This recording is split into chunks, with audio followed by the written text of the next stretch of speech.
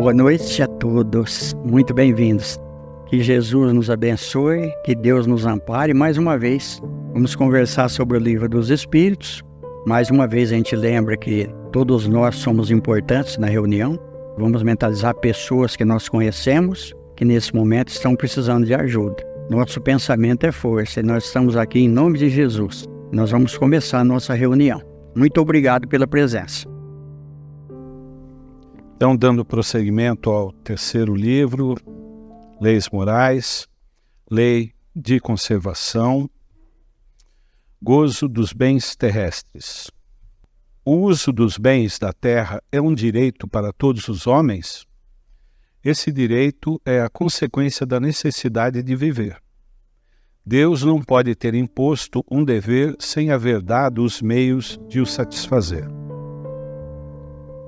Com que objetivo Deus ligou um atrativo aos gozos dos bens materiais? Para excitar o homem ao cumprimento de sua missão e também para prová-lo pela tentação. Qual é o objetivo dessa tentação? Desenvolver sua razão, que deve preservá-lo dos excessos. Se o homem não fosse excitado ao uso dos bens da terra, senão pela sua utilidade, sua indiferença poderia comprometer a harmonia do universo. Deus lhe deu o atrativo do prazer, que o solicita ao cumprimento dos objetivos da providência.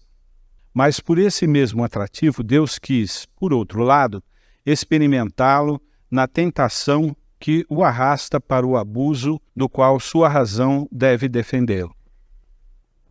Olha o Livro dos Espíritos novamente para nós. Tudo que tem na Terra é para que nós possamos usar. Só que tudo tem um limite. Nós vamos ver durante o transcorrer desse assunto. Eu achei muito interessante a primeira ali, onde fala que ao mesmo tempo que a gente vai progredindo, a gente também recebe uma tentação. Porque através do progresso nós vamos evoluindo e nós vamos criando uma porção de coisas que vai atrapalhando a nossa trajetória. Então olha para vocês verem, até 100 anos atrás, que não faz muito tempo, a tecnologia nossa estava bem primitiva. Quem poderia pensar no celular? Quem poderia pensar em meios de comunicação que a gente tem hoje? Então, eu lembro que o meu pai, ele dizia o seguinte, que eles estavam ruando o café. Acho que alguém aqui já deve ter trabalhado com café. Eles estavam voando o café. Um avião passou lá naquela região. Nunca tinha passado nenhum avião. Eles correram para debaixo do pé de café. Meu pai disse que arranhou até as costas para esconder do avião. Aí desesperado. Aí o meu avô falou, não, meu filho, é aeroplano. É um aeroplano que passou. Então olha para vocês, o atraso. Como que era essas coisas. E até hoje ainda tem gente vivendo primitivamente. Mas vai havendo uma evolução. A partir do momento que nós vamos tendo a tecnologia nas nossas mãos, nós vamos nos acomodando também. Antigamente, ninguém precisava caminhar, fazer uma porção de exercício. Por quê? Porque a gente trabalhava no serviço pesado. Hoje a gente acomodou de tal maneira que a gente senta no sofá, está tudo nas nossas mãos.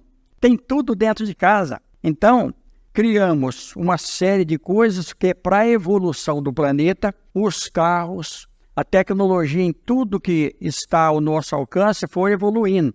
Eu trabalhei muito tempo com carro, eu fiz curso de suspensão, isso há 40 anos atrás, 40 e poucos anos atrás. A suspensão ela era bem primitiva, aí depois foi evoluindo.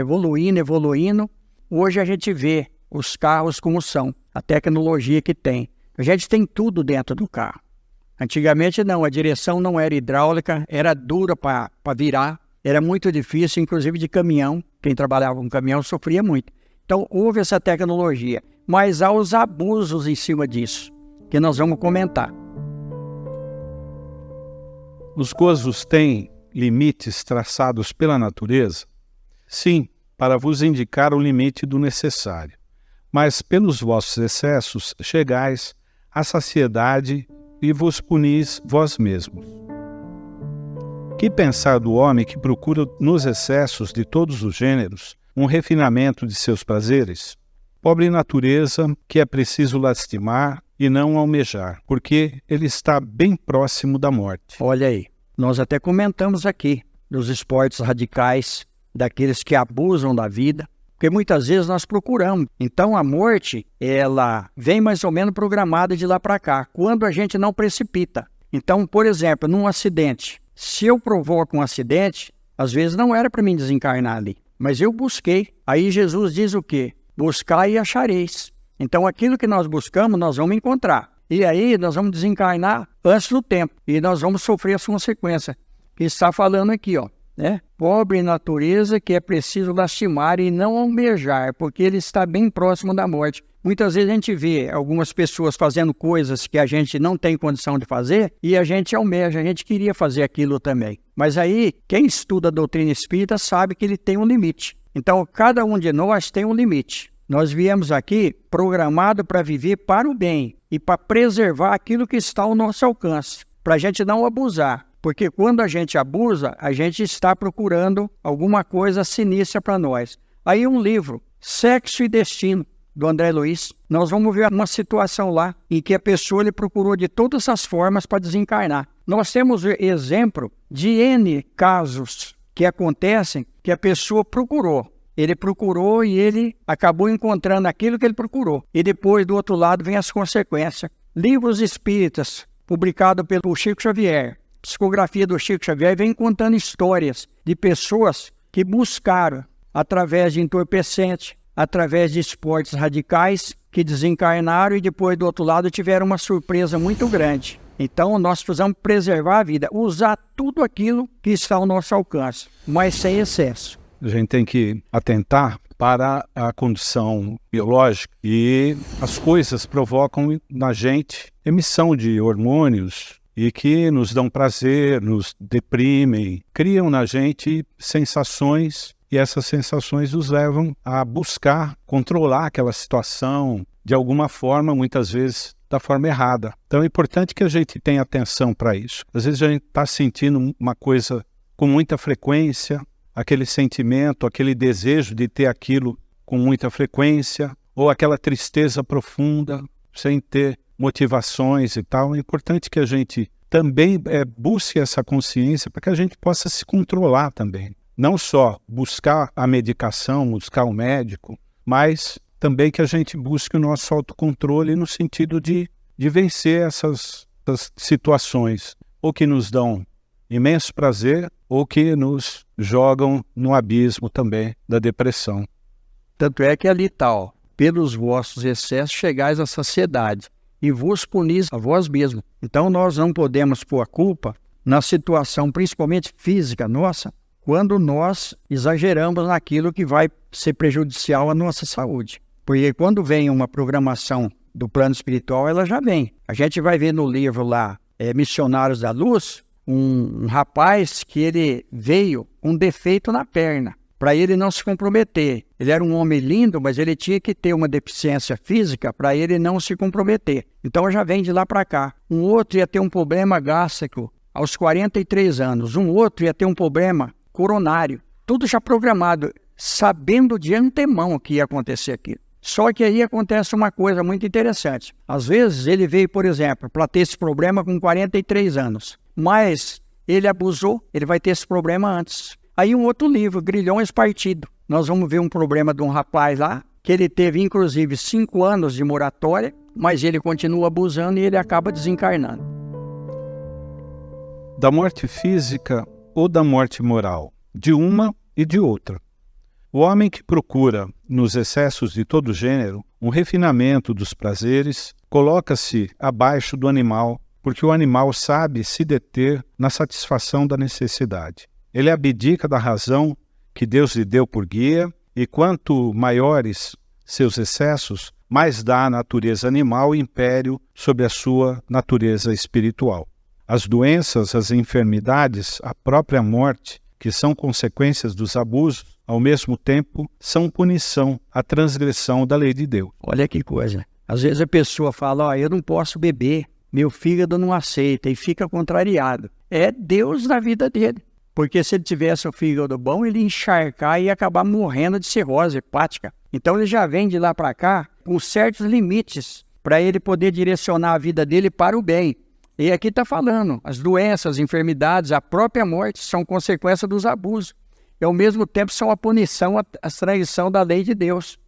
Então, muitas vezes, aquelas brincadeiras que as pessoas fazem, por exemplo, com roleta russa, o cara está procurando o que ali? Ele está procurando a morte. Então, fatalmente vai acontecer alguma coisa com ele. Ele não pode culpar ninguém, ele buscou isso daí. Então, é tudo uma questão de lógica. A doutrina espírita, ela traz a lógica para nós dos fatos. Aquele que estuda a doutrina espírita, que analisa com calma, ele vai ver aquilo que está prejudicando. Mas é muito difícil a gente controlar isso aí, principalmente em termos de alimentação, em termos de bebida. Então, é difícil superar. Quando a gente vê um prato bonito, se a gente é esganado, aí é duro, hein? É duro resistir, mas precisamos. Necessário e supérfluo. Como pode o homem conhecer o limite do necessário? O sábio o conhece por intuição. Muitos o conhecem por experiência e às suas custas. A natureza não traçou o limite das nossas necessidades em nossa organização? Sim, mas o homem é insaciável. A natureza traçou o limite de suas necessidades em sua organização, mas os vícios alteraram sua constituição e ele criou para si necessidades que não são reais. Olha que coisa interessante. Dentro disso que nós estamos conversando, né? O sábio vai conhecer por intuição. Ele já vai ter intuição. Isso aqui não é bom para mim. Não vou fazer. Agora, o outro vai ter que ter a experiência dele e as custas dele. Então, por exemplo, comeu em excesso. Comeu uma comida muito pesada, e o que vai acontecer? Pode dar uma indigestão. Aí o cara toma um sal de fruta. Aí prejudica outra coisa. Aí ele toma um outro medicamento. Vai prejudicando, ele vai se comprometendo. Ele vai contaminando a organização física dele. E aí a gente vai ver isso depois dos 70. Quem chegar nos 70, a gente já começa a sentir o peso da idade. Aí eu sempre lembro de uma mulher que ela mora junto comigo lá no prédio, no andar superior. Eu desci, eu não estava aguentando andar. E ela não estava enxergando. Eu falei, eu não aguento andar, mas eu posso levar a senhora aqui. Eu só não estou aguentando andar, mas eu estou enxergando. Ela falou, seu Nourinho, depois de 70 anos, nós não podemos exigir mais nada. E não podemos andar mais sozinho. Então vamos descer a gente junto. Então olha para vocês verem, um vai ajudando o outro. Mas eu também abusei e ela também abusou. Só que ela ainda foi mais sábia que eu. Ela já está com 91 anos e ela está lúcida ainda. Então, quer dizer, olha aí a situação. Então nós podemos queixar para quem? Para nós mesmos. Não podemos reclamar. Que pensar daqueles que monopolizam os bens da terra para se obter o supérfluo em prejuízo daqueles a quem falta o necessário? Eles desconhecem a lei de Deus e responderão pelas privações que terão feito experimentar. Aqui eu lembrei de um livro, Contos dessa e de Outra Vida, item 34, O Mancebo Rico. Nós vamos ver Jesus, onde ele vai falar do jovem que veio procurá-lo. Mas nós vamos ver nesse livro, olha Humberto de Campos, olha a capacidade do Chico Xavier. O Chico Xavier recebeu todos esses espíritos da época de Jesus. O Humberto de Campos, ele vai contar para nós ali uma história muito interessante. Simão, o israelita, está contando uma história. Humberto de Campos está ouvindo essa história. Ele está contando que Efraim, um jovem de muita cultura, discípulo de Eliel, ele tinha ali pessoas ao lado dele porque ele tinha muito poder, ele tinha muito dinheiro e ele tinha muita autoridade perante aqueles homens abastados daquela região. Ele viu falar que Jesus estava pregando além do Jordão. E ele tinha visto muito falar de Jesus. E ele resolve assistir a palestra de Nosso Senhor Jesus Cristo. Ele assiste, ele fica impressionado, porque ele já tinha convivido com os essênios. Os essênios eram um povo muito evoluído naquela época, que já pregava a reencarnação. Até alguns historiadores dizem que Jesus aprendeu com o essênio, mas isso aí é conversa fiada, que Jesus era muito superior a eles, apesar de eles serem um povo evoluído daquela época. Então, o que acontece? Quando Jesus termina a preleção, ele chega perto de Jesus. E aí ele diz a Jesus o seguinte, o que ele poderia fazer para seguir Jesus? Aí Jesus fala para ele, você deve seguir os mandamentos. Aí ele fala, quais mandamentos? Aí Jesus começa a relacionar para ele os mandamentos de Moisés. Aí ele fala, mas isso eu já faço. Aí Jesus diz para ele o seguinte, então vá, venda tudo que você tem, dê aos pobres e depois venha me seguir. Aí ele abaixa a cabeça e sai resmungando e contrariada, porque ele era a favor de unir todos os cultos religiosos. Até hoje tem muita gente que faz isso. Eu já participei de encontro ecumênico, inclusive aqui em Americana, nós fizemos um em 95, com diversos representantes de várias doutrinas, para ver se a gente chegava num consenso comum, principalmente em termos de assistência material. Mas é muito difícil. O que Jesus diz ali é o seguinte, que todos esses organizadores, todos esses dirigentes de doutrinas, eles têm esse anseio, mas quando fala de meter a mão no bolso, de tirar o dinheiro da bolsa, ele sai triste, que foi o caso desse jovem. Ele tinha um ideal, mas era um ideal desde que ele não se comprometesse. Quando falou para ele tirar o dinheiro e dê aos pobres, e aí nós vamos ver uma outra mensagem de Joana de Ângela, mas eu prefiro ficar com essa, do Chico Xavier, desse livro, Contos dessa da Outra Vida, que ela é muito autêntica ali. Olha o que eles perguntam para Simeão, aqueles que estão ali, para Simão, aliás.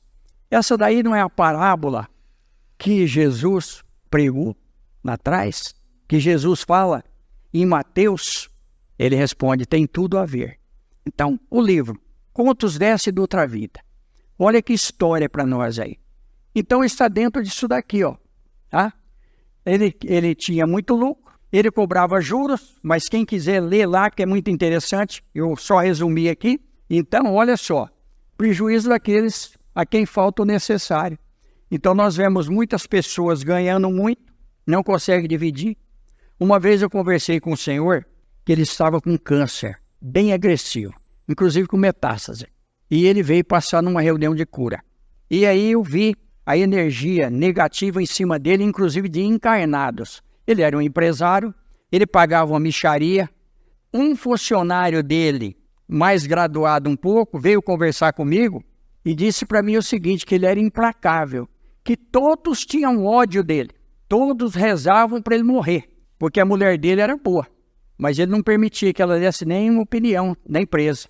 E aí, conversando com ele, eu falei para ele, se o senhor mudar o jeito de tratar os seus funcionários, ele não voltou mais no centro, mudar o jeito de tratar os seus funcionários, se o senhor mudar aquilo que o senhor está fazendo, que o senhor está bem abastado e eles estão quase que passando fome, o senhor vai se recuperar do câncer, o senhor vai sarar.